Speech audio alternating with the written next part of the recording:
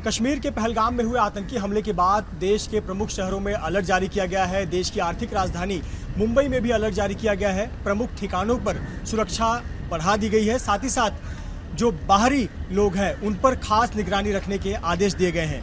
मुंबई का 3 हिस्सा समुद्री रास्ते से घिरा हुआ है। ऐसे पर बाहरी व्यक्ति खास करके आतंकवादी समुद्र के रास्ते भी मुंबई में दाखिल हो सकते हैं। ऐसा 26/11/2008 को हो चुका है। मुंबई में जो आतंकी हमला हुआ था उसमें आतंकवादी समुद्र के रास्ते मुंबई में दाखिल हुए थे और मुंबई को लहूलुहान किया था, जिसके बाद से सबक लिया गया और उसके बाद समुद्र में भी सुरक्षा कड़ी कर दी गई। लेकिन इस बीच समुद्र में जो निगरानी होती है उसकी सबसे महत्वपूर्ण आंख है वो है हमारे मछुआरे नज़र रखते हैं और इसकी सूचना लोकल पुलिस को और साथ ही साथ कोस्ट गार्ड को देते हैं और उसके बाद हमारी एजेंसियां हरकत में आती हैं। पहलगाम में हुए आतंकी हमले के बाद मुंबई के समुद्री तटों पर जो मछुआरों की संगठन है उनको भी अलग अलग प्रकार से निर्देश दिए गए हैं।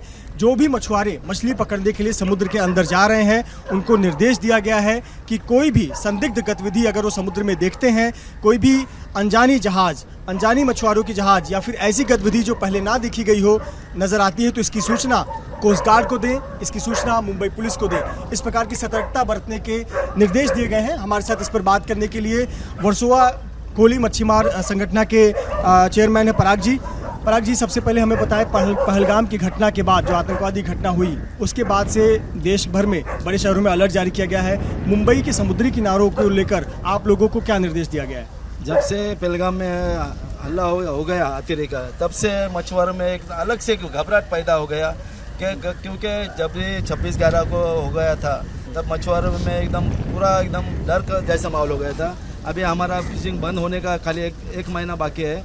अभी ये ऐसा आतंकी हमला करेगा और हम लोग को ज़्यादा से ज़्यादा तकलीफ मछुआरों को होती है क्योंकि मछुआरों के हमारे जो बोट रहता है बहुत डिप में जाता है, 15 दिन 20 दिन के लिए 10 दिन के लिए बहुत डिप फिशिंग जाता है और सबका निगरानी नेवी पोस्ट गार्ड रहने दो, मुंबई पुलिस स्टेशन पुलिस रहने दो, बोट वाले पे ज़्यादा से ज़्यादा सतर्कता का आदेश जारी करता है और हम उसको हम मछुआरे देश के हित के लिए पूरे हम उसका सतर्कता पालन करते हैं। अभी सब वर्सोवा पुलिस स्टेशन वाले हमारे साथ आए थे, क्या क्या करने का। हमारा बोट में खलासी रहता है, 8-10 खलासी बोट में काम वर्कर रहता है, सबको क्या करने का क्या नहीं सबका आदेश हमको सब संदेश देता है और उसका पूरे देश के लिए हम उसका पालन करते हैं। देश का हित, मछुआरे का हित, इसलिए हम सब कभी हम देश के लिए ऐसा ये कानून तोड़ता नहीं। तो आप लोगों को जो गाइडलाइन दी गई है, SOP दी गई है कि आपको क्या करना है क्या नहीं करना है, उसमें प्रमुख बातें क्या कुछ कही गई हैं कि आप लोगों को समुद्र में आप 15-20 दिन के लिए जाते हैं, वहाँ अगर आपको संदिग्ध कुछ दिखता है तो क्या करना है? सबसे पहली बात कभी हमारा बोट फिशिंग करता है 10 दिन 15 दिन के लिए बाहर, कभी उन लोग को कभी तुमको डाउटफुल कभी बोट दूसरा अलग दिखेगा जो वो बोट अपना एरिया का नहीं, अपना इंडिया का नहीं, अलग बोट दिखेगा तो उन लोग का वही रहता है गाइडलाइन क्या हम लोग को पहला तुरंत आदेश दो, क्या संदेश दो कि हमारे बोट में वायरलेस रहता है। गवर्नमेंट थ्रू से हमको वायरलेस जारी किया है, वायरलेस के थ्रू से वो बोट वाला हमको जो नज़दीक हमारा बोट रहता है उसको कांटेक्ट करके उसके बोट से हमको मोबाइल में कांटेक्ट करता है कि ऐसा बोट ये जगह में है, ये अपना इंडिया का बोट नहीं। ऐसा हम लोग को हमेशा वो बोट वाला हमको सबको कॉपरेट करता है और पुलिस वाले को बोट वाले पे बहुत भरोसा रहता है। ये फिशरमैन एकदम अपना देश के लिए खुद का जान भी दे सकता है। कभी ऐसा इधर तो वर्सोवा में कभी हुआ नहीं। कॉपरेट में एक बार हो गया था, कसाब कॉपरेट में उतरा था, लेकिन वर्सोवा में ऐसा कभी अभी तक हुआ नहीं। भगवान के कृपा से अच्छा है, लेकिन हम सतर्कता पालन करने वाला ये कोली समाज है।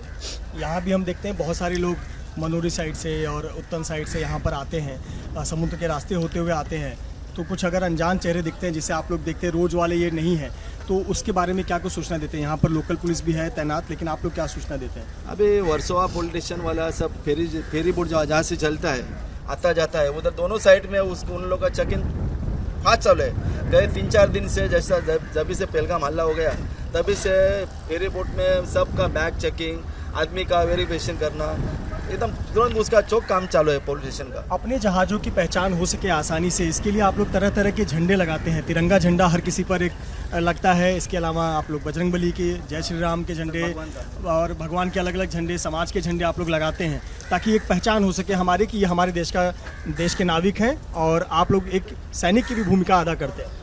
हमारे बोट में, हर बोट में एक देश का झंडा पहला दिखेगा। बाकी सब अपना सब अलग अलग धर्म का, मतलब हमारा भगवान अलग है, सब वैसा है उसका निशानी। कौन भगवान लगाता है, कौन पीला लगाता है, ऐसा लगाता है, लेकिन देश का झंडा कंपलसरी हमारा सब बोट में रहता है। और हमारा सेफ्टी के लिए फिशरीज का एक हमारे नाके में बोट तैनात रहता है। वो इधर से बोट बाहर से इधर अंदर आएगा, उसका चेकिंग और करेगा, इधर से बाहर भी हो जाएगा, उसका भी चेकिंग करता है। वो बोट हमेशा 12 महीना उधर हमारा नाके पे खड़ा रहता है। जी, बहुत बहुत धन्यवाद हमसे बात करने के लिए। तो मुंबई के मछुआरे जो समुद्र में एक आँख का काम करते हैं भारतीय नौसेना के लिए, कोस्ट गार्ड के लिए, मुंबई पुलिस के लिए, और इन्हें एसओपी जारी किया गया है, गाइडलाइन जारी किया गया है कि जब भी मछुआरों की नाव समुद्र में जाए तो क्या करना है, क्या नहीं करना है, किससे सतर्क रहना है, किसकी सूचना देनी है। इस प्रकार की जानकारियाँ वो अपने अधिकारियों से संपर्क में रहें, साझा करें और सुनिश्चित करें कि कोई भी समुद्र में गतिविधि ऐसी दिखती है जो कि चिंताजनक है या फिर संदिग्ध है, इसकी सूचना पुलिस को दें, पोर्ट अधिकारियों को दें, सेना को दें, कोस्ट गार्ड के अधिकारियों को दें, जिससे ये सुनिश्चित किया जा सके कि न केवल हमारी धरती लैंड बल्कि हमारे समुद्री किनारे भी पूरी तरह से सुरक्षित है।